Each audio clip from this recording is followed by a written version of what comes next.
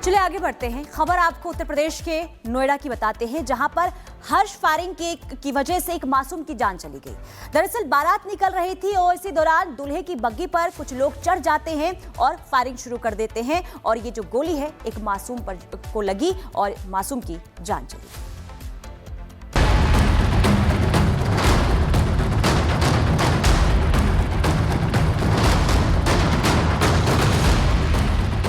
शादी में खुशियों का माहौल था, बारात में नाच गाना हो रहा था, लेकिन हर्ष फायरिंग ने सब कुछ तबाह कर दिया।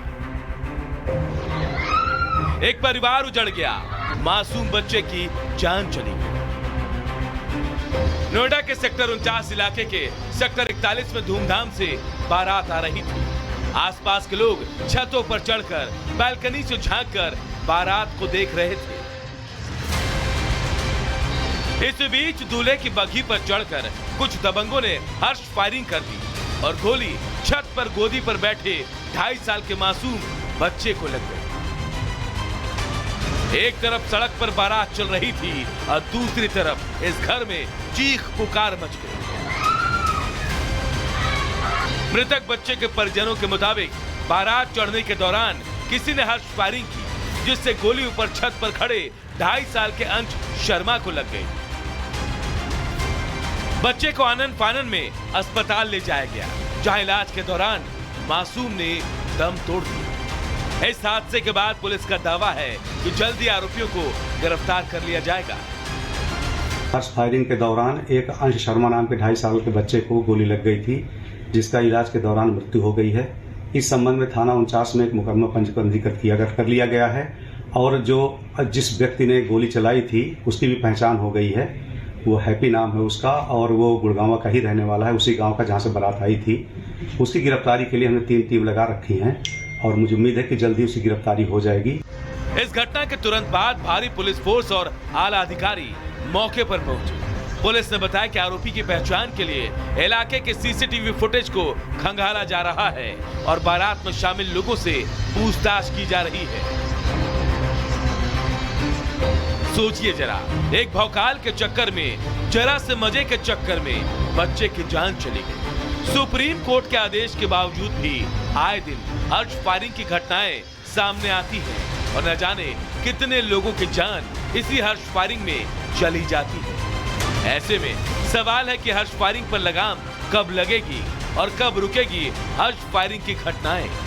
Bureau report, Republic Bharat.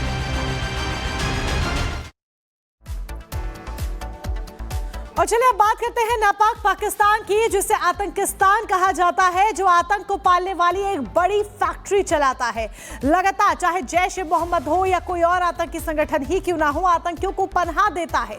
Bharat के सामने बार बार जलील होता है, बावजूद इसके अपनी आतंक की फैक्ट्री चलाना बंद नहीं करता। लेकिन अब कोई ऐसा है जो आतंकिस्तान में ही, यानी कि आतंकिस्तान में ही जो आतंकी उसने पाल रखे हैं, उन्हें मार गिराने का एक एक कर काम कर रहा है। एक रिपोर्ट देखिए।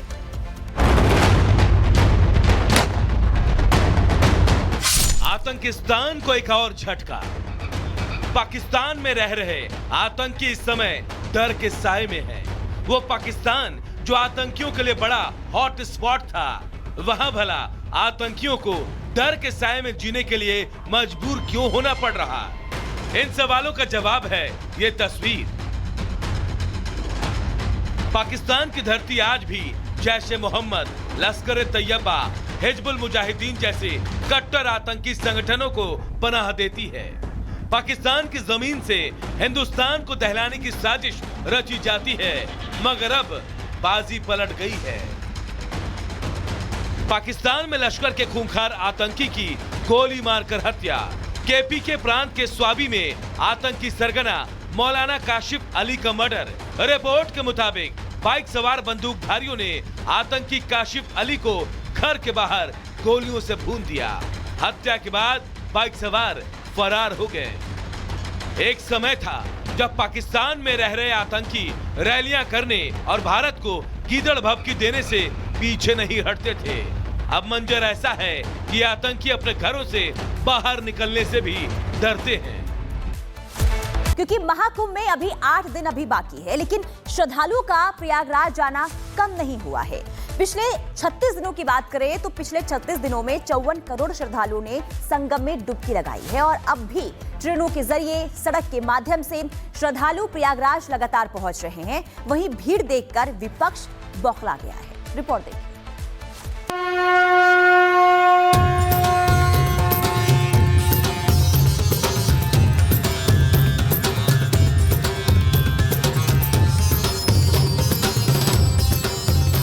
महाकुंभ जैसे जैसे समापन की ओर बढ़ रहा है, श्रद्धालुओं की संख्या लगातार बढ़ती जा रही है। पिछले 36 दिन में करीब 53 करोड़ श्रद्धालुओं ने संगम में डुबकी लगाई। ऐसे में उम्मीद की जा रही है कि बाकी 8 दिनों में 80 करोड़ का आंकड़ा पार हो जाएगा। लेकिन प्रयागराज में महाकुंभ की वजह से लगातार भीड़ बढ़ती जा रही है।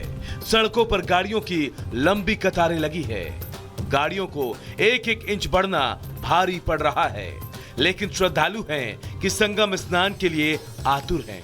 उधर प्रयागराज की भीड़ देखकर अखिलेश यादव घबरा गए हैं। यही वजह है कि वो लगातार महाकुंभ पर उलूल जुलूल बयान दे रहे हैं, जबकि यूपी के सीएम योगी आदित्यनाथ लोगों को महाकुंभ के लिए प्रोत्साहित कर रहे हैं। भीड़ है, लेकिन उसका अपना आनंद अलग है। उस भीड़ के बीच से ही आनंद लेने की आवश्यकता है। थोड़ा पैदल चलना पड़ सकता है, लेकिन चलना चाहिए। यही जीवन है और देखना चाहिए जीवन की मस्ती।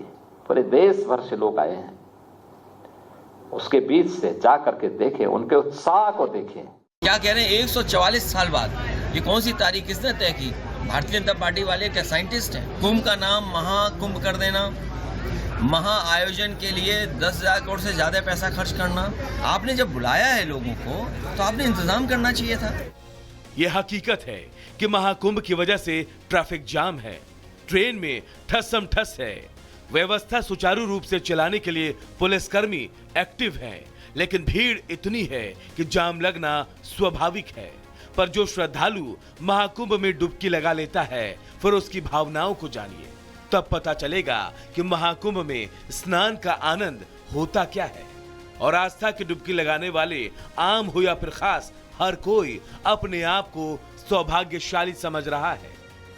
संगम का भव्य और दिव्य दर्शन करके बहुत आनंदित हूँ और केंद्र सरकार में नरेंद्र मोदी जी का और राज्य सरकार के मुख्यमंत्री योगी जी का आभार प्रकट करना चाहूँगा कि बहुत अच्छे इंतजाम हैं और 50 करोड़ से ऊपर लोग आस्था की डुबकी लगा चुके हैं।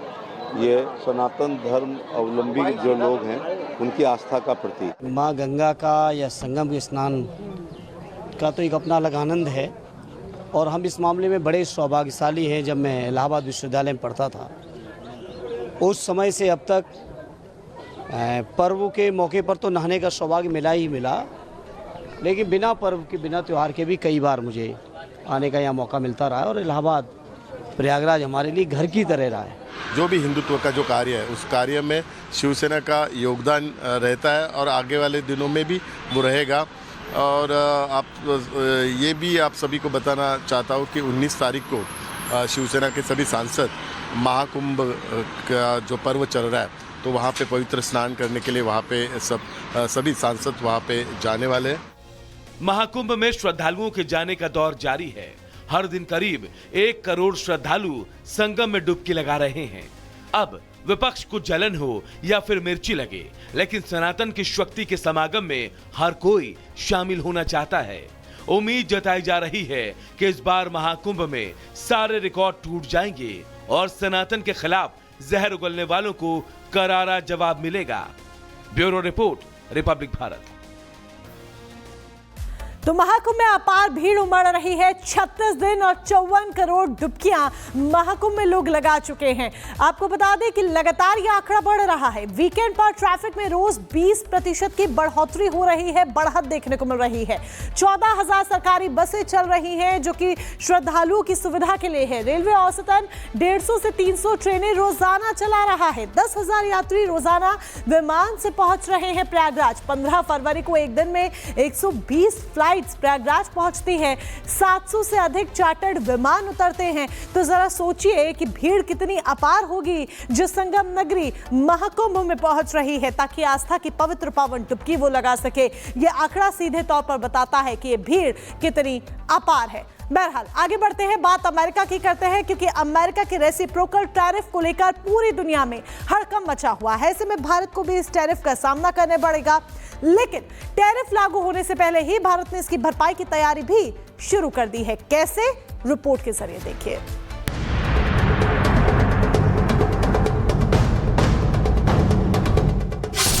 टैरिफ, टेरर और टेंशन।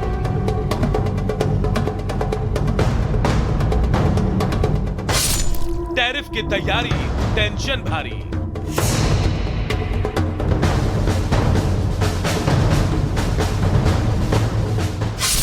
भारत की तैयारी, नया प्लान जारी।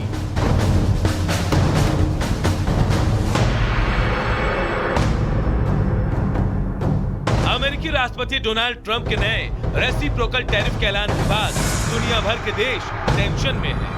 लेकिन भारत ने इसके लिए अपनी तैयारी शुरू कर दी है। पहली बार बड़े टैरिफ पर वित्त मंत्री निर्मला सीतारमण ने खुलकर बातचीत की और बताया कि कैसे इसकी भरपाई की तैयारी की जा रही है। This budget has shown that there is a major step forward in terms of reforming India's customs duty and that regime which governs it.